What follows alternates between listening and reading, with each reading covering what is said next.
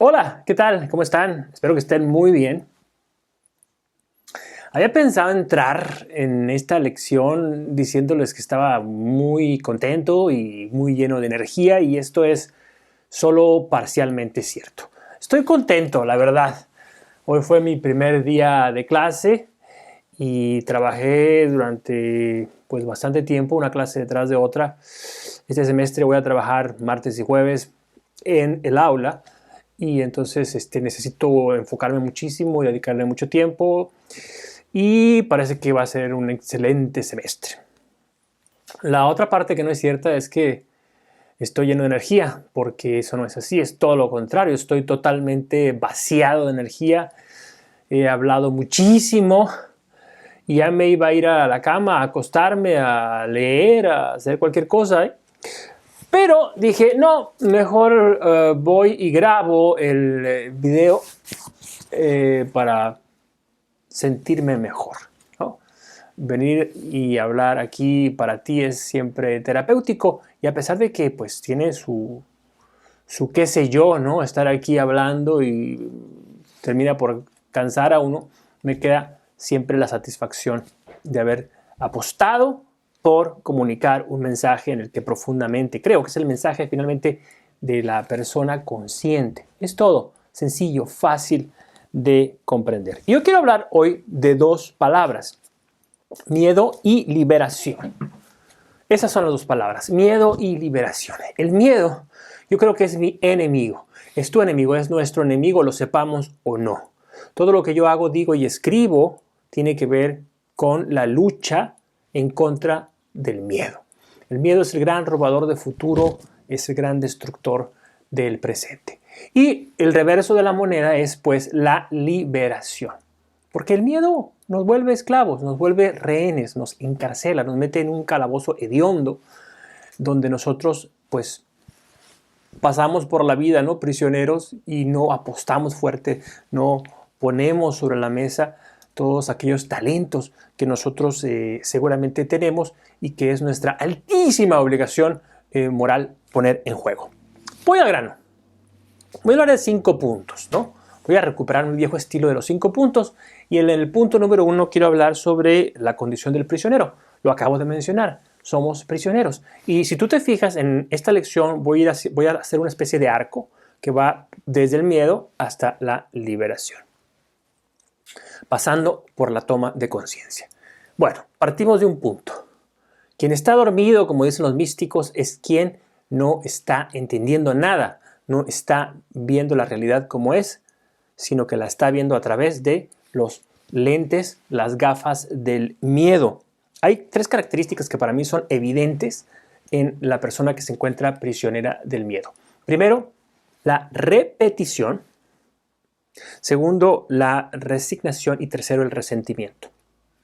Primer punto, o primer subpunto, la repetición. Esto tiene que ver con la idea de la rutina.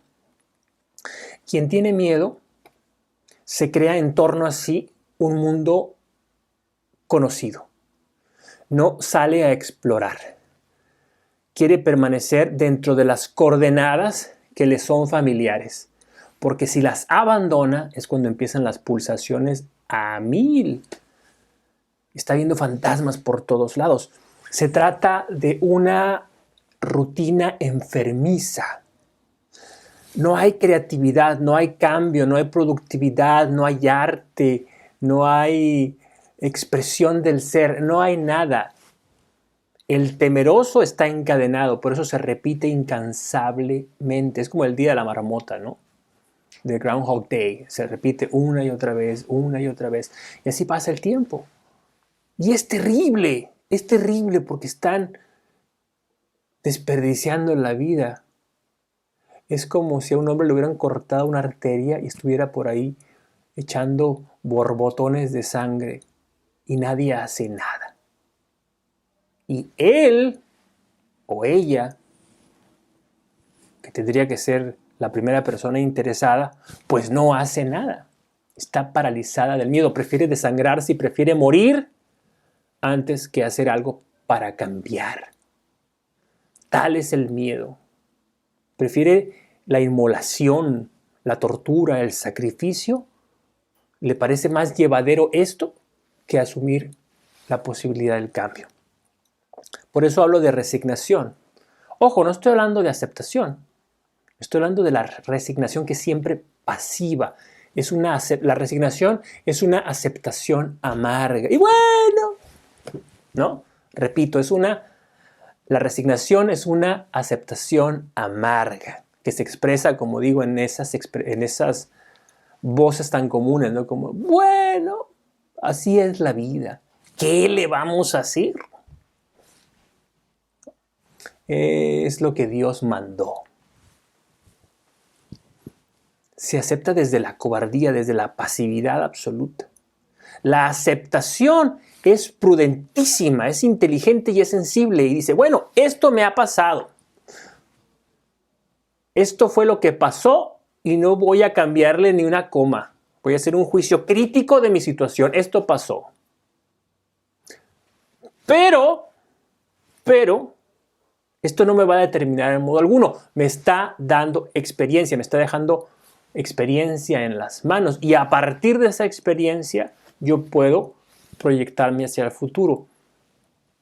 La aceptación implica por necesidad una proyección, una continuación del proyecto personal de vida. Por hoy no se ha podido. Ese camino no era el adecuado.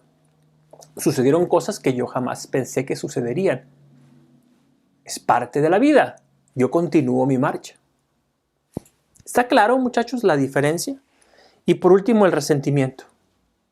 Donde hay repetición, donde hay resignación, hay siempre resentimiento. Claro, la persona que está resignada es una persona que acepta, entre comillas, ¿no? De una manera falsa. Es alguien que de dientes para afuera, como se dice coloquialmente, acepta. Bueno, es lo que Dios mandó. Ni modo. Esas cosas pasan. Pero por dentro, por más que quiera echarle paletadas de tierra, esta persona es plenamente consciente de su cobardía. Es una pasión dantesca, ¿no? Solamente a Dante Alighieri se le pudo haber ocurrido semejante tortura, ¿no? La de vivir una vida atrapado por el miedo y pensando siempre en aquello que pudo haber sido. ¿Qué tal si yo hubiera hecho esto? ¿Qué tal si yo hubiera hecho esto otro? Si yo le hubiera declarado mi amor a la fulana o al sutano, si yo hubiera iniciado aquella empresa que tanto quería, si yo me hubiera atrevido a divorciarme o a irme a otro país o a otro lugar, ¿qué tal que yo me hubiera decidido a estudiar aquella carrera que yo quería estudiar por encima de la voluntad de mis enloquecidos padres? Y ahí está. Y lo terrible, muchachos, es que las personas no se dan cuenta de una cosa esencial. La vida no termina cuando tú decides que termina. La vida continúa. Las fuerzas de la vida, las inercias de la vida continúan. Nunca es tarde para detenerse y cambiar. Para detenerse, y esto suena tan demagógico, pero no lo es. Yo lo he vivido en carne propia y he visto suficientes casos a mi alrededor para darme cuenta que esto es absolutamente cierto y poderosísimo. Es una transformación consciente posible a la que estamos llamados todos, tengamos 10, 12, 15, 30, 40, 50, 70, 80 o 100 años. Somos humanos, nuestra vocación es la de ser, y el ser es una proyección hacia el futuro siempre. La doctora Elizabeth Lukács, en un libro que se llama Logoterapia y Curación, creo que así se llama Logoterapia y Curación o Curación a través de la logoterapia, uno de esos dos. Habla de cómo en su trato con personas que tenían, pues ancianos, que tenían muchos años, muy viejos, encontraba en ellos la misma pasión juvenil que veía en gente mucho más joven. La de construir algo, la de ser alguien, la de amar, la de ser amado, la de soñar, pues. 2.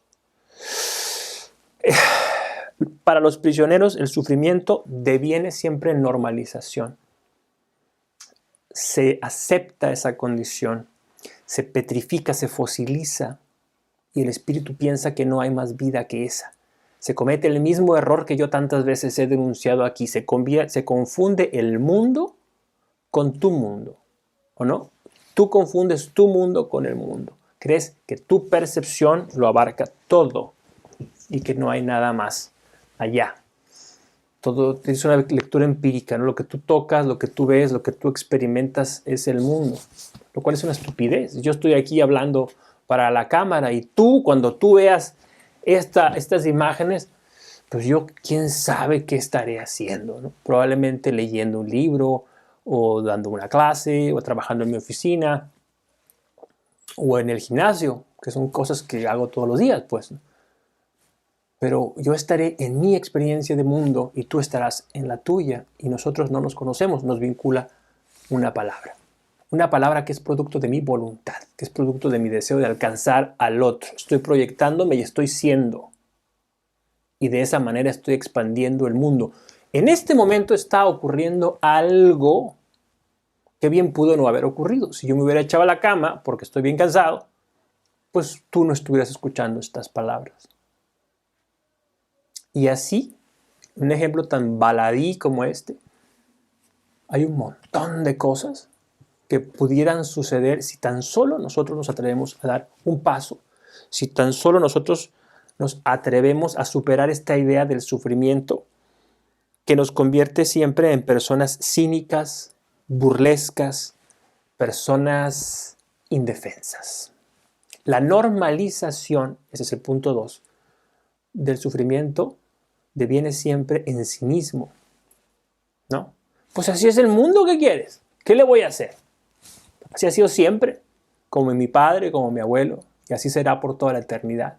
O la actitud burlesca, ¿no? A ver nomás, ese tarado ahí, a sus años, ¿no? Haciendo el ridículo ahí, no tiene vergüenza. Claro, para un derrotado, para un genuflecto, la voluntad de la otra persona es un espejo donde se ve y no le gusta y embiste a martillazos contra ese espejo porque no tolera la imagen que le devuelve, la imagen del postrado, del cobarde. Quien normaliza el sufrimiento ha asumido una postura como los perros que fingen una cojera, ¿no? De indefensión. Ese cinismo y esa burla es una especie de coraza, de defensa. No se metan conmigo, déjenme en paz, no me movilicen. Yo quiero que mi mundo permanezca así, cada cosa en su sitio, cada persona en su lugar, que no se mezcle nada, que cada escenario se quede como está. Punto número 3. Llegamos al cenit de mi discusión aquí, que es la luz de la conciencia. Y se hizo la luz.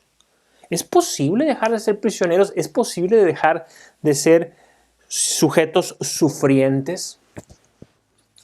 Quien me conoce, quien me lee, quien me escucha, entenderá rápidamente la respuesta o tendrá rápidamente una respuesta. Y la respuesta es, por supuesto que sí, por supuesto que sí. Todo proceso de reflexión sobre la persona, antropológico, filosófico, religioso, espiritual, coincide en este punto que es la conciencia que la gracia nos da. Conciencia de saber que estoy vivo, que estoy aquí, que estoy hablando y que entre el estímulo y mi respuesta media la libertad. Si alguien viene y me abofetea o me escupe la cara, yo tengo la opción de responder con violencia o no responder. Seguir aquel precepto crístico de la otra mejilla, ¿no? O tomar un martillo y atacarlo ferozmente. Yo no estoy determinado como las bestias para actuar siempre de la misma manera. Eso es autorreflexividad. Eso es vernos a nosotros mismos. Esto es pensar en lo que nosotros pensamos, pensar en lo que nosotros hacemos, pensar en ese tránsito del pensamiento a la palabra, a la acción. ¡Qué maravilla!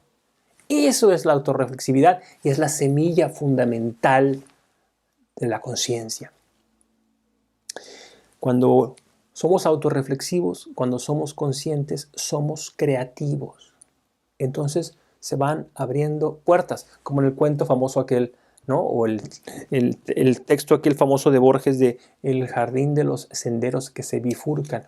Es una imagen bellísima de la noción de eternidad.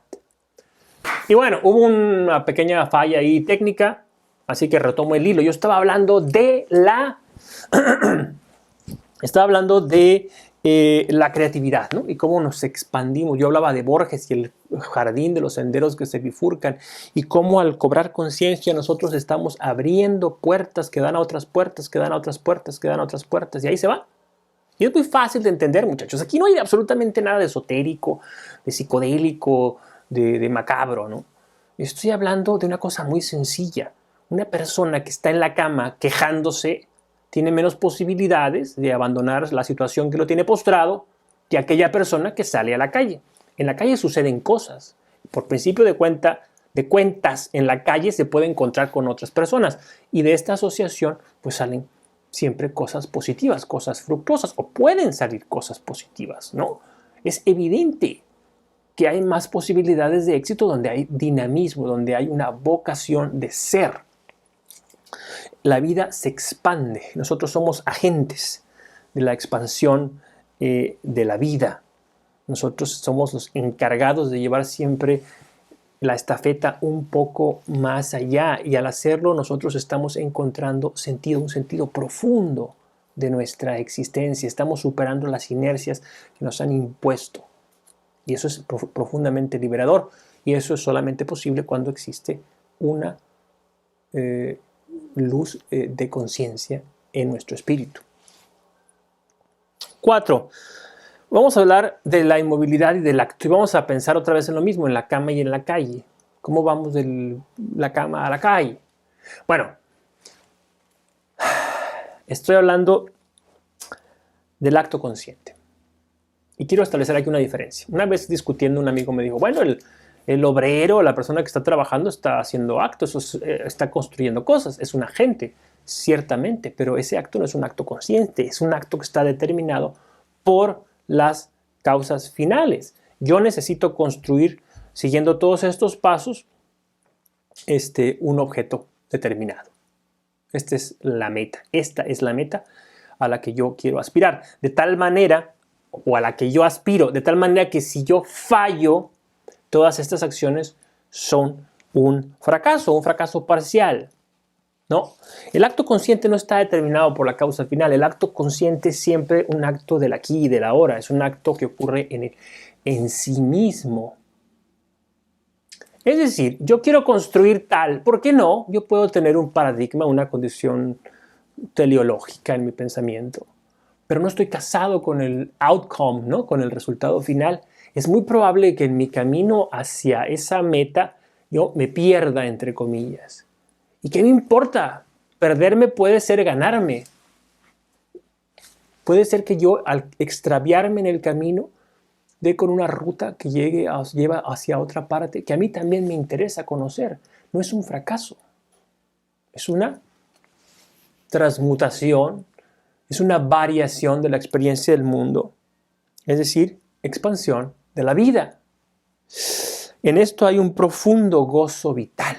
El gozo vital de saber que no tenemos sobre nuestros hombros el altísimo deber, el pesadísimo, el ingente deber de tener que construir cosas, de tener que conseguir metas. ¿Qué meta, muchachos, más importante puede haber que el de habitar el instante presente?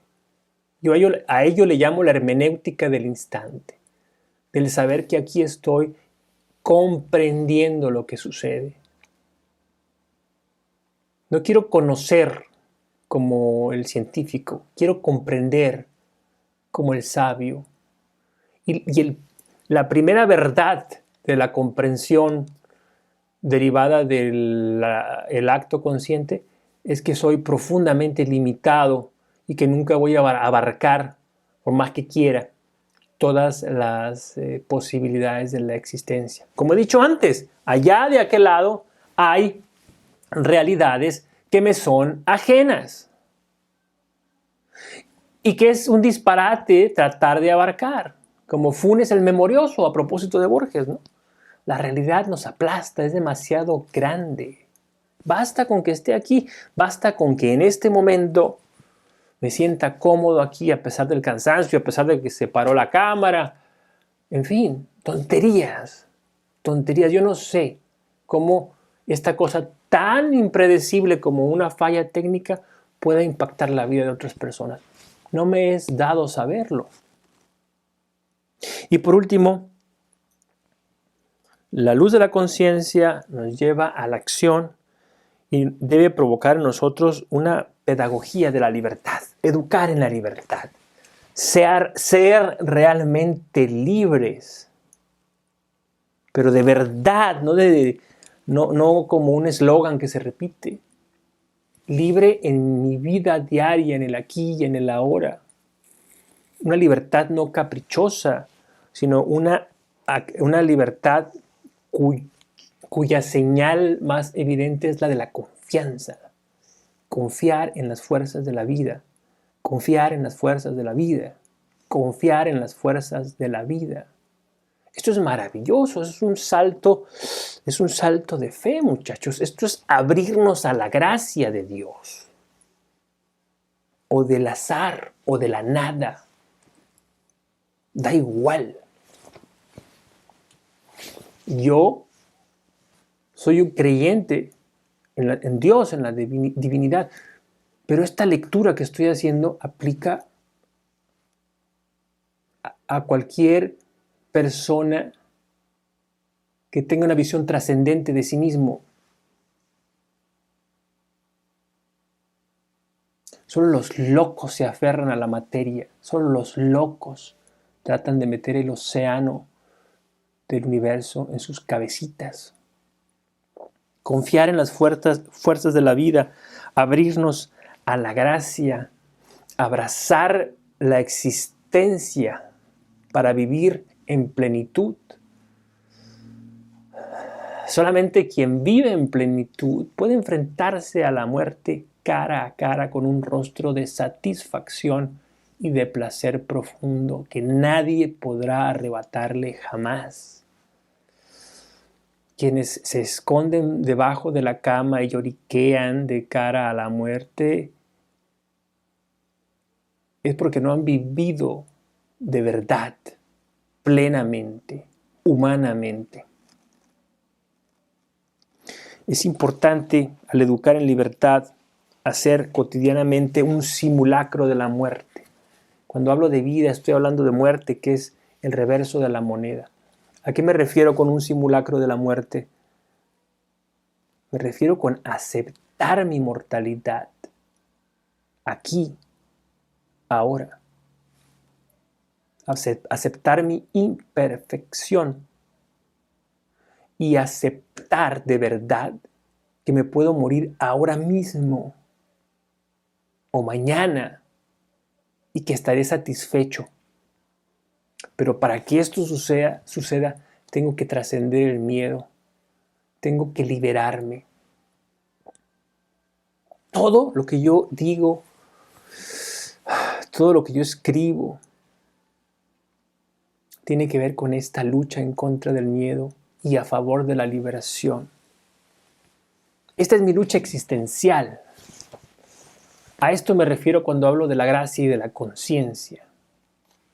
Yo creo que los seres humanos somos muy frágiles, somos unas pobrecitas criaturas que necesitamos esta intervención de la conciencia para redimirnos, para salvarnos de verdad, en el aquí y en el ahora, con nuestras circunstancias, cualquiera que éstas sean. Yo pienso que quien alcanza por intermediación de la gracia a comprender la luz de la conciencia es alguien que no puede vivir la vida igual, no puede seguir viviendo la vida que ha vivido, una vida de fruslerías, de frivolidad, de una búsqueda desesperada del entretenimiento, de la adicción. Una persona que ha iluminado su espíritu con la luz de la conciencia es alguien que busca que los demás también lo experimenten, porque la dicha es tan grande que no se puede contener en sí misma, se desborda. Un ser humano, una persona, un hombre habitado por la gracia y por la conciencia es como un cántaro de agua que se derrama y no puede parar, no puede parar, está dándose. Claro, está tocado por la luz de lo eterno y lo eterno es inagotable y entre más da, más se multiplica y se amplifica su experiencia del mundo. Si ustedes pudieran sentir lo que siento yo ahora mismo en mis carnes, la fascinación y la pasión por esta convicción que me habita.